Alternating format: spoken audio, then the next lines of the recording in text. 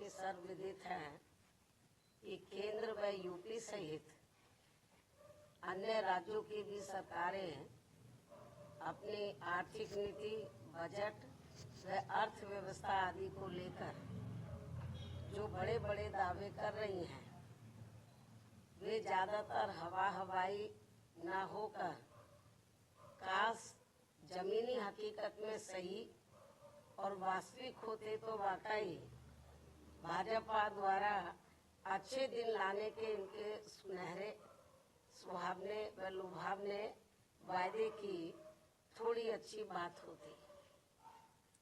किंतु दुखद है कि सरकार की अधिकतर नीतियों एवं कार्यक्रमों से जग जाहिर तौर पर कुछ मुट्ठी भर बड़े बड़े पूंजीपति व धन्ना सेठ और अधिक धनवान बन रहे हैं। व इन जैसे लोगों की संख्या दिन दोगुनी व रात चौगुनी बढ़ रही है, जो कि ये सरकार की पूंजीवाद समर्थक नीति का जीता जागता प्रमाण है। जबकि सरकारों का सही व संवैधानिक दायित्व अमीरों को और अधिक अमीर बनाने की बजाय यहाँ के दलितों, आदिवासियों, पिछड़े वर्गों व अन्य मेहनतकश समाज से संबंधित रखने वाले करीब 125 करोड़ नागरिकों की गरीबी, बेरोजगारी व हर प्रकार के इनके पिछड़ेपन को दूर करना चाहिए, ताकि इन सबका थोड़ा भला होकर इनके त्रस्त जीवन में बहुअपेक्षित व बहुप्रतीक्षित सुधार लाने की संवैधानिक मंशा पूरी हो सके। लेकिन ऐसा नहीं करना स्पष्टतः सरकार की गरीब विरोधी नीति व कार्यकलाप ही कहलाएगा।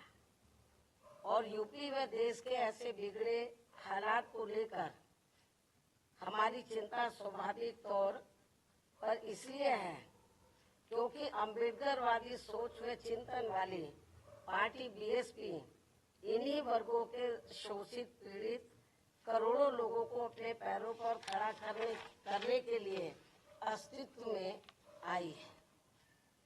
और परम पूज्य बाबा साहब डॉक्टर भीमराव अम्बेडकर के जीवन आदर्श की तरह ही लगातार संघर्षरत भी है तथा साथ ही उत्तर प्रदेश में 4 बार मेरे नेतृत्व में रही सरकार में सामाजिक परिवर्तन व आर्थिक मुक्ति का ऐतिहासिक सुधार जमीन पर उतार करके भी दिखाया है, जो इसका ये खास उदाहरण भी है।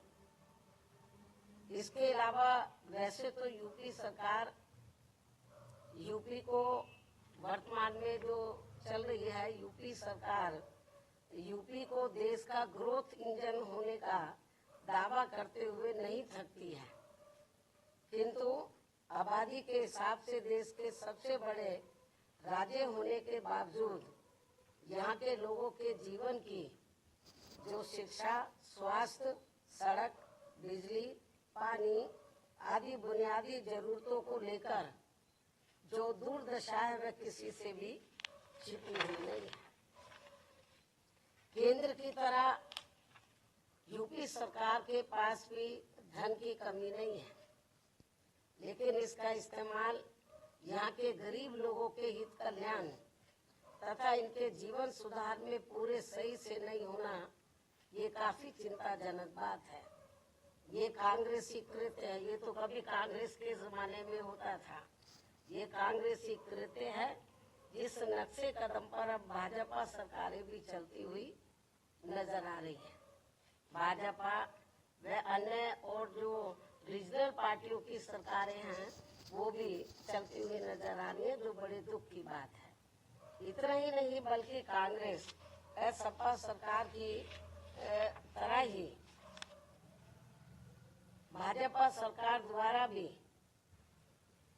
बाबा साहब डॉक्टर भीमराव अम्बेडकर समग्र विकास योजना आदि जैसी महत्वपूर्ण योजनाओं को निष्क्रिय बना देने के कारण हमने जो डॉक्टर भीमराव अम्बेडकर समग्र विकास योजना यूपी में शुरू की थी, तो इसको कांग्रेस और सपा की सरकार की तरह ही भाजपा सरकार द्वारा भी डॉक्टर अंबेडकर समग्र विकास, ग्राम विकास योजना आदि जैसी महत्वपूर्ण योजनाओं को निष्क्रिय बना देने के कारण अब गरीब ग्रामीण परिवारों का अपेक्षित समग्र विकास प्रभावित है।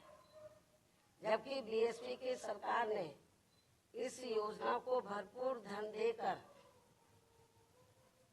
गांवों को 17 बुनियादी सुविधाओं से जोड़कर यहाँ लोगों के जीवन में काफी सुधार लाया था। ये बात सर्वविदित है। लेकिन अब आम चर्चा के मुताबिक अधिकांश सरकारों पर लोगों को बसाने से ज्यादा लोगों के घर उजाड़ने के ज्यादा आरोप हर जगह लग रहे हैं। ये भी आम चर्चा है। इसके साथ ही मध्य प्रदेश भाजपा सरकार के वरिष्ठ मंत्री द्वारा विभिन्न सरकारी कल्याणकारी योजनाओं के लाभार्थियों को भिखारियों की फौज बताने से इन करोड़ गरीब अपेक्षितों के प्रति इनकी हीन, संकीर्ण एवं जातिवादी सोच ज्यादा प्रदर्शित होती है, जो ये गंभीर विषय भी है। क्योंकि सरकार द्वारा पहले अपनी गलत नीतियों में कार्यकलापों आदि से इन नागरिकों को महंगाई, गरीबी, बेरोजगारी, अशिक्षा, पिछड़ापन आदि की गुलाम व लाचार जिंदगी में बांधना और फिर सरकारी योजनाओं के तहत इन्हें कुछ राहत देकर अपमानित करना ये अति शर्मनाक है। मतलब मामूली सा राहत देकर। उससे भी दुखद बात यह है कि दलित, शोषित, पीड़ित गरीबों को थोड़ा सा अनाज देकर इनका वोट लेकर सरकार बनाना और सरकार बन जाने पर इनको भिखारियों की फौज बताकर इनके आत्मसम्मान व स्वाभिमान को जबरदस्त ठेस पहुंचाने वाली खुली गरीब विरोधी जातिवादी राजनीति करना ठीक नहीं है। और इसकी जितनी भी निंदा की जाए वह कम है।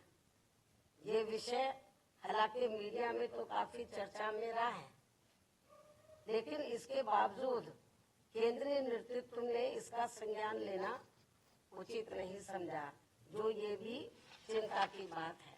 इसके साथ ही यूपी ही नहीं बल्कि पूरे देश में भाजपा सरकारों द्वारा कानून व सरकारी मशीनरी का दुरुपयोग करके धर्म विशेष के नागरिकों व उनके धार्मिक स्थलों आदि को जो टारगेट किया जा रहा है, वह संविधान की मान मर्यादा व उसके धर्म निरपेक्षता के मूल सिद्धांत के विरुद्ध वास्तव में देश के विकास को बाधित करने वाला कदम है।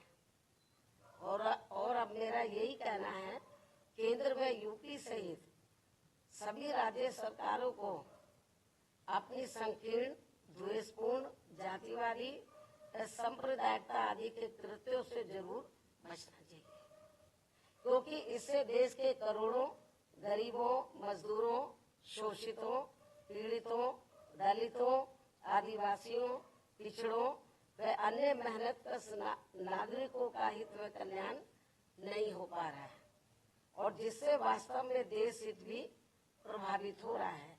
ऐसे में सरकारों की नियत, नीति व अमल में भी सर्वजन हिताय व सर्वजन सुखाय जैसा सही संवैधानिक जनहितैषी बदलाव होना जरूरी है। संक्षेप में अब हमारी पार्टी का यही कहना है कि हर वर्ष केंद्र व राज्यों के बजट में देश, प्रदेश व जनहित की जो काफी बड़ी बड़ी बातें कही जाती हैं, और आपको मालूम है इस समय बजट का दौर चल रहा है पूरे देश में। राज्यों की सरकारें अपना बजट रख रही हैं, केंद्र की सरकार ने भी बजट रखा, चर्चा भी अब इस पर होगी। लेकिन इन्होंने हर साल केंद्र और राज्यों की सरकारें अपने बजट में देश, प्रदेश व जनहित की, केंद्र की सरकार देश की जनहित की और राज्यों की सरकारें प्रदेश व जनहित की तो काफी बड़ी बड़ी बातें करती हैं, लेकिन उन पर 50% भी सही से अमल नहीं किया जाता है। क्योंकि मैं देख रही हूँ आए दिन किसी न किसी राज्य का बजट आ रहा है, लंबी चौड़ी बातें करते हैं। यूपी में भी कही गई, केंद्र की सरकार ने भी कही, लेकिन जितनी वो बड़ी बड़ी बातें करते हैं बजट को लेकर विभिन्न क्षेत्र में, उन पर 50% भी सही से अमल नहीं हो पा रहा है। और वास्तव में प्रैक्टिकल में तो देखने के लिए ये मिल रहा है कि जो दबे कुचले लोग हैं, दलित हैं, पिछड़े हैं, आदिवासी हैं, माइनॉरिटीज के लोग हैं, तो इनके साथ तो काफी अन्याय हो रहा है। तो इनके हित के लिए, इनके डेवलपमेंट के लिए, इनके मद में जो पैसा बजट में रखा जाता है कि इतना पैसा हम इनको दे रहे हैं इनके डेवलपमेंट के लिए, लेकिन वो पूरा पैसा उनके डेवलपमेंट में नहीं लगता। और हमें तो ये भी जानकारी मिलती है कि अंत में उनका काफी पैसा दूसरे मद पर खर्च कर दिया जाता है। और इसको लेकर हमारी पार्टी ने पार्लियामेंट के अंदर भी आवाज उठाई थी। जब मैं मेंबर पार्लियामेंट थी, मैंने भी इस मुद्दे को काफी गर्मजोशी के साथ उठाया था। केंद्र की सरकार का ध्यान हमने इस ओर आकर्षित किया था और हमने प्रमाण दिए थे केंद्र की सरकार को, लेकिन फिर भी इस ओर ध्यान नहीं दिया गया।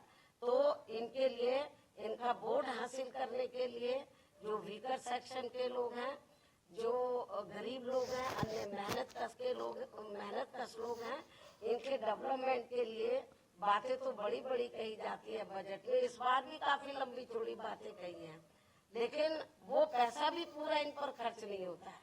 और आखिर में चुपके से, बहुत ही सावधानी पूर्वक, मतलब चुपके से, मालूम भी किसी को ना पड़े, दूसरे मद में पैसा ट्रांसफर कर दिया जाता है। तो ये हाल है बजट का। इसलिए ये जो बजट में खास तौर से हर साल जो बड़ी बड़ी बातें कही जा रही हैं, अब भी कही जा रही हैं, तो मेरे ख्याल उसका फायदा जो जरूरतमंद लोगों को जितना होना चाहिए वो नहीं हो रहा है। तो इसलिए मेरा केंद्र और राज्य सरकारों को यही कहना है कि जो आप बजट में कहते हैं, उसके ऊपर जो भी आप वायदा करते हैं, जो भी पैसा सैंक्शन करते हैं, उसके ऊपर आप लोगों को अमल भी करना चाहिए। मुझे पूरी उम्मीद है कि ये लोग जरूर मेरी इस बात की तरफ ध्यान देंगे। अब मैं अपनी बात यही समाप्त करती हूँ। धन्यवाद। जय भीम, जय जय भारत।